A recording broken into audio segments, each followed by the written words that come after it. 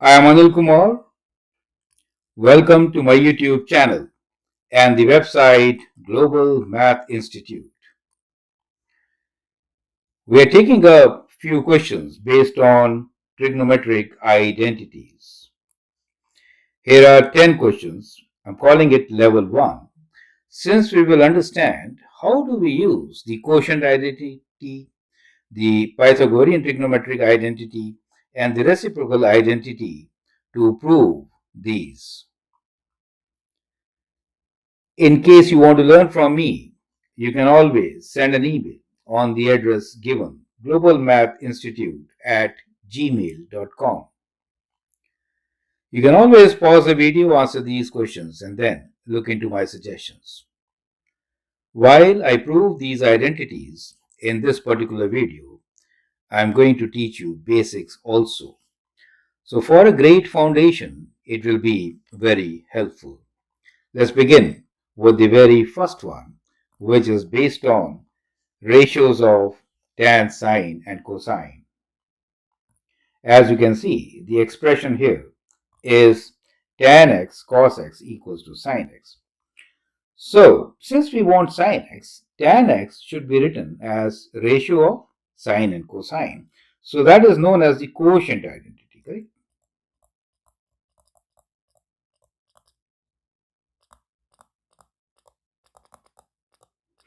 Quotient identity is that tan x is equal to quotient of sine x and cosine x. So we are going to replace tan x in the left hand side by ratio of sine and cosine, correct? We need to prove this. Perfect. Let's begin with the left hand side.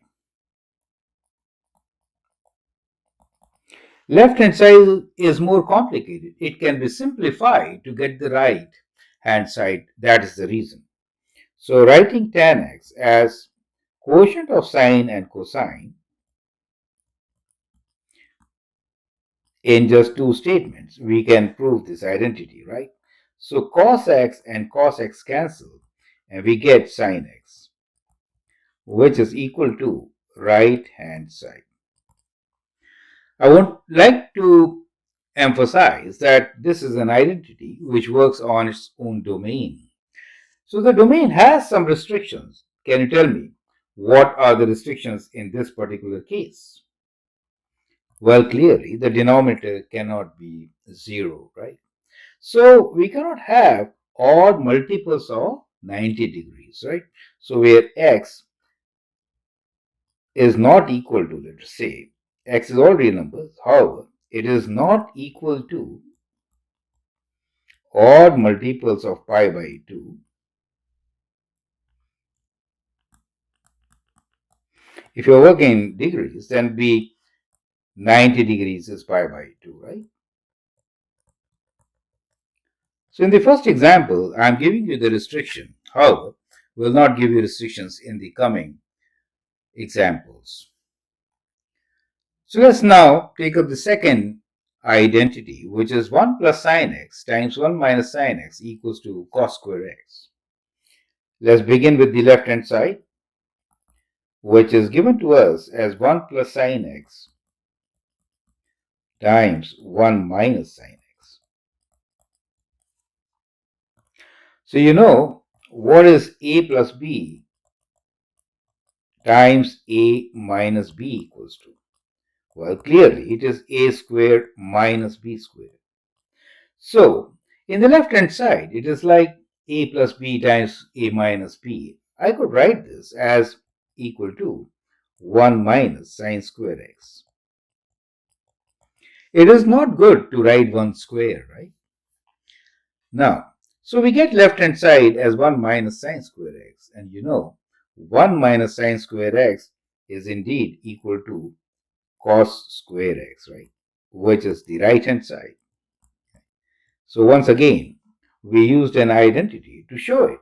And what was that identity? Well, that was sine square x plus cos square x equals to 1. And if you rearrange it, then we know that cos square x is equal to 1 minus sine square x. The idea of having these 10 questions is to have a very good foundation, and that's why we are reviewing all other identities which help us prove identities, right? So I hope you understand and appreciate it. Let's continue with question number 3, which is cot x, sin x, secant x equals to 1. So now we are looking into reciprocal identities.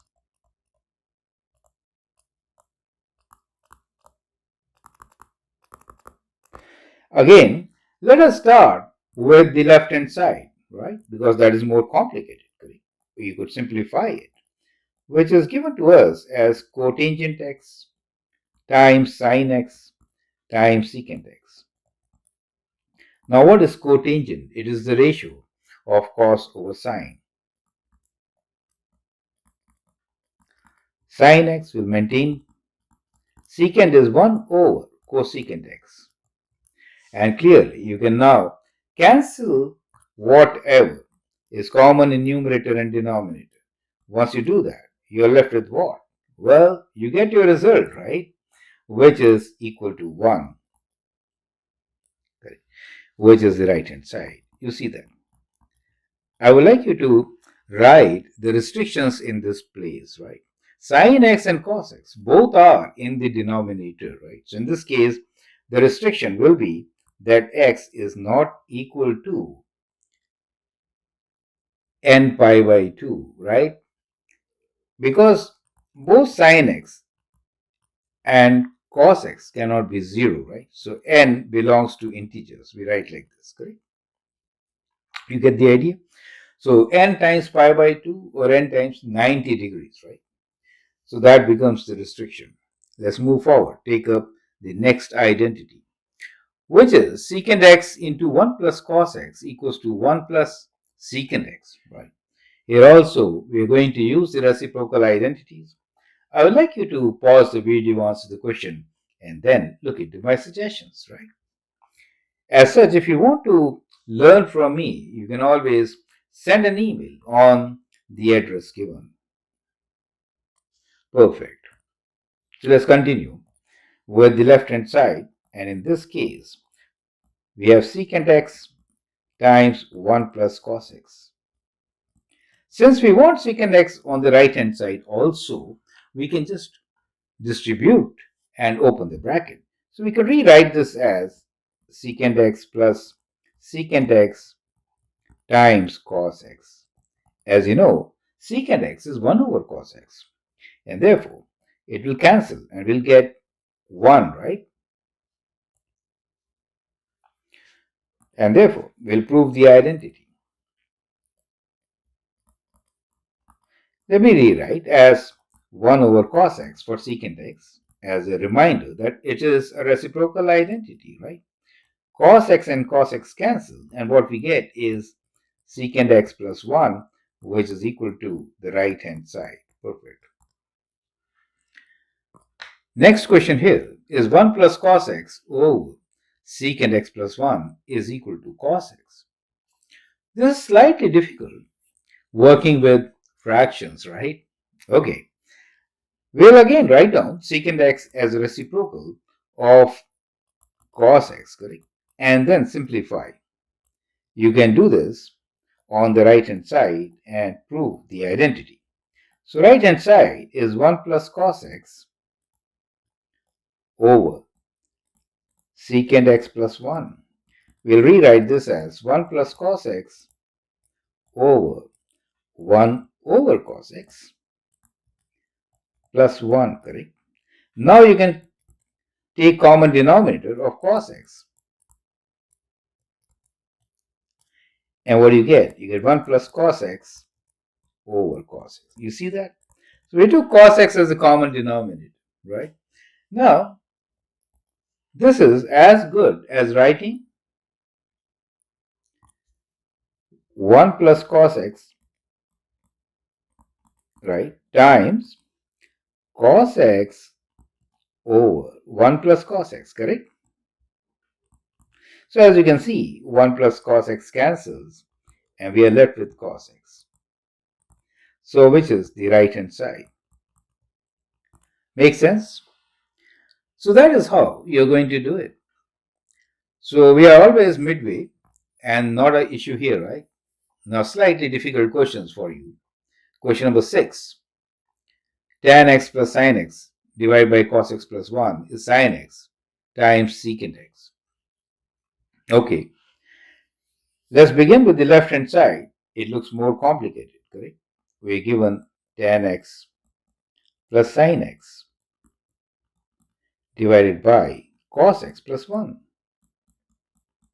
Rewrite tan as sin over cos, right? So we have sin x over cos x plus sin x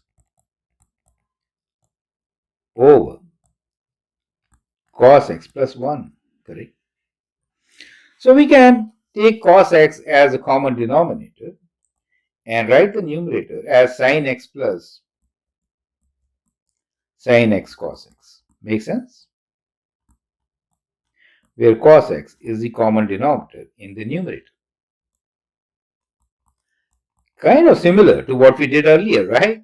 Okay. Now, in that, we have common sin x. We get 1 plus cos x, correct? We can write this cos x down with 1 plus cos x, correct? See, 1 plus cos x and 1 plus cos x cancel. We are left with sin x times 1 over cos x, right? Which is sin x secant x, which is right hand side. You see? So slightly difficult question, but if you understand these simple concepts, it should not be so difficult. Perfect. Let's move on and take up the next question. Question number 7 here is sin x plus cos x divided by sin x is 1 plus cot x, right? Now that is a very simple question. Beginning from the left hand side, which is sin x plus cos x, we are just dividing by sin x, right? We could distribute and write this as sin x over sin x plus cos x over sin x, correct? And that gives you 1 plus cotangent x, which is right hand side. Makes sense? Perfect? Simple? Perfect. Question number 8 here is tan x plus sin x over cos x plus 1 equals to sin x secant x. Well, this we just did, so it's kind of repeated. So we'll skip this and go to the next question, which is question number 9. Cot x over tan x is 1 minus sin square x over 1 minus cos square x. Well, we are going to use the Pythagorean identity,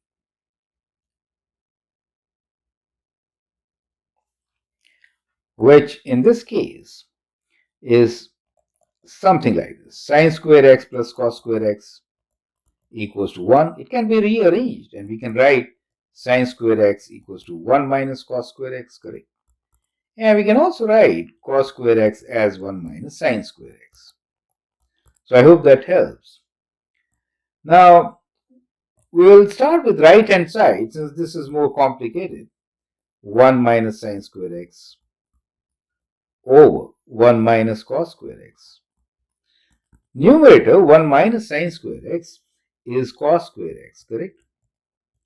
And the denominator 1 minus cos square x is sin square x. So we get cos square x over sin square x. We need cotangent x over tan x, correct? So now, cot is cos over sin. So we can rewrite this as cos x times cos x, right? Over sin x times sin x. This makes sense, correct? So you can see at least cos over sin is tan, a cotangent, right? So we get cot x times The other factor I could write as 1 over sine x over cos x, which is cot x over 1 over tan x, right? Cot x over tan x. You get the idea. And that is how we get our result, which is the left hand side in this case. Perfect. So 1 over tan square x or cotangent square x is the other way of writing it. Perfect. Now that brings us to the last question, question number 10. Tan x plus cotangent x is secant x times cosecant x. So in this case, let us begin with the left hand side, which is tan x plus cotangent x. Write them in terms of sine and cosine, right?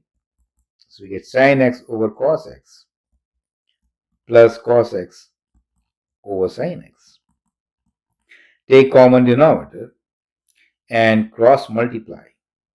So we get sine square x plus cos square x in the numerator and the denominator being cos x times sine x. Make sense? Now let's take it to the right hand side. You know what a sine square x plus cos square x is. It is equal to 1, right? So we get this equal to 1 over cos x sine x, which is 1 over cos x times 1 over sine x, which is cosecant x. 1 over cos is secant, 1 over cos as secant x times cosecant x, which is what we need in the right hand side. You see that? So with that, we have shown that the left side is equal to right hand side. So I hope you understand how do we use the quotient identities, Pythagorean trigonometric identities, and the reciprocal identities to prove these 10 questions. That should be a great foundation moving forward. So this week, we have taken at least 50 questions based on trigonometry, and I hope that will help you to give a great foundation to move forward. Feel free to write or comment, share your views. If you like and subscribe to my videos, that'd be great. Thanks for your time and all the best.